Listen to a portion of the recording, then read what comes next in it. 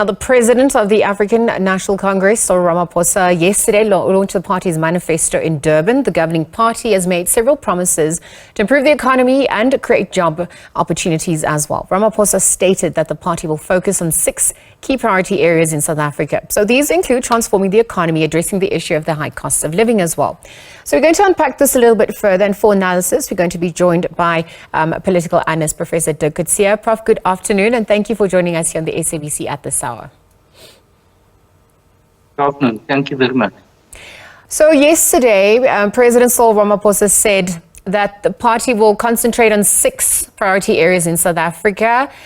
And I wonder, from your vantage point, if yesterday's manifesto really spoke to the issues that the country is battling with currently, especially in this election here.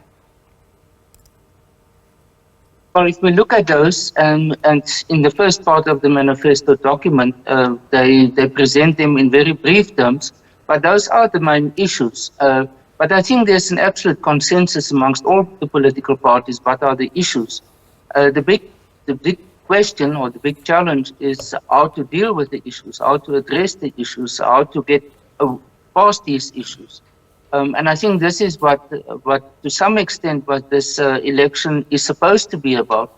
Now, we know in the past very often elections became derailed and became very much about personalities and about leaders and about specific issues, and not so much about the core issues of our society. So I hope that this time there's going to be more focus on that, because what we've seen so far with the other election manifestos of the EFF and the DA and Grisem Zanzi and a number of others, they also do address these issues. But it is very often, it becomes almost too academic, and that they don't see it as really being mobilizing or issues that can actually mobilize support. Yes, Prof, because people are, asking what makes the different parties different, given what the ideas that they have put forth, how they differ from each other, and also the issue of implementation, the how. How will this be achieved? And also, if we just look at the issue of the rigorous vetting process that President Ramaphosa also spoke of, what comes to the fore on that front? Just knowing that Zandile Gumede's return to the ANC, was on display, just given what, she's facing. But as we look at creating that new dawn, anything inspiring this time round? Well, I think what was different this time is that President Ramaphosa was very combative. He was much more than I would say in the past. He's a very sort of sedate type of speaker most of the time, but yesterday he was full of fire.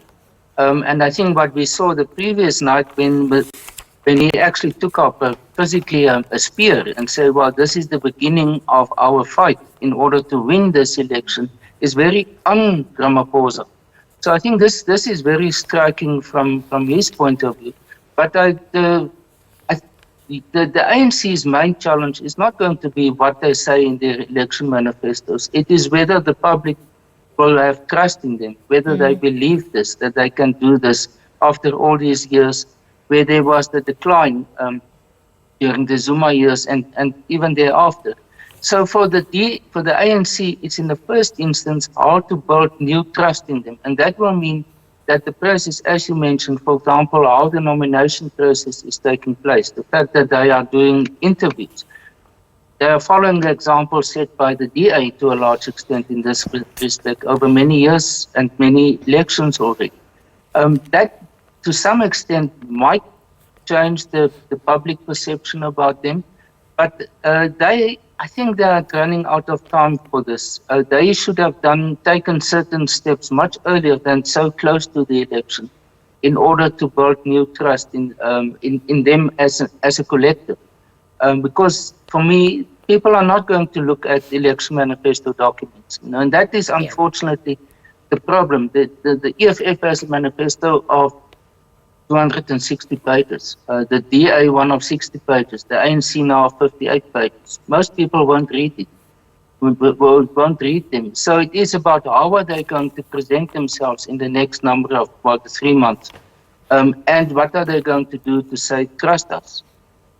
Well, Prof, it's a valid point, just given Just on the back of all that you've mentioned, I wonder if we look at some of the missed opportunities and the gaps that also emerged yesterday after President Cyril Ramaphosa spoke to those in attendance. If we look at previous manifestos also, how do they square up? Just given that, time is running out, the election date has also been set.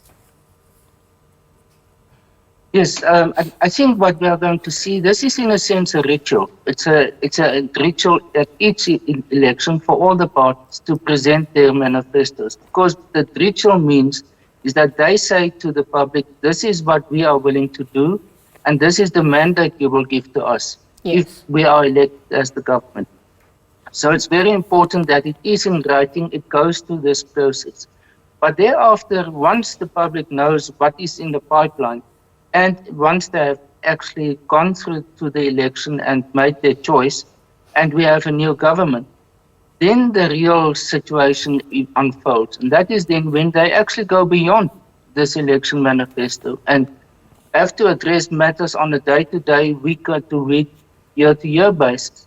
And many of these issues that they have now addressed are not necessarily going to be implemented, and there will be new issues that they don't know about. Take, for example, the pandemic. In 2019, there was obviously no knowledge that there will be a pandemic, and how it changed the landscape of South Africa and internationally dramatically. So this is, in a sense, a provisional statement by political parties of what they will do in general, but they still have to respond to new developments for which they don't have necessarily election mandate. With KZN also being the battleground, we saw previous parties also launching their manifestos. What do you make of that? The DA also having its SOPA in the province, setting its sights on dethroning the ANC in KwaZulu-Natal. What do you think their possibilities and probabilities are on that front as well, just as we conclude? Yes, KwaZulu-Natal has become a very important focus point for this election. As you say, there's now at least about two election manifesto launches already by the EFF and the ANC. The IFP must still launch theirs. So it is going to become a highly contested province. The same with Gauteng, but I think in the case of KwaZulu-Natal, it's more symbolic because it is the province of President Zuma also, and the fact of the new party, the MK party, actually accentuates that even more. So what is going to happen in KwaZulu-Natal, I think, will be quite decisive for this election.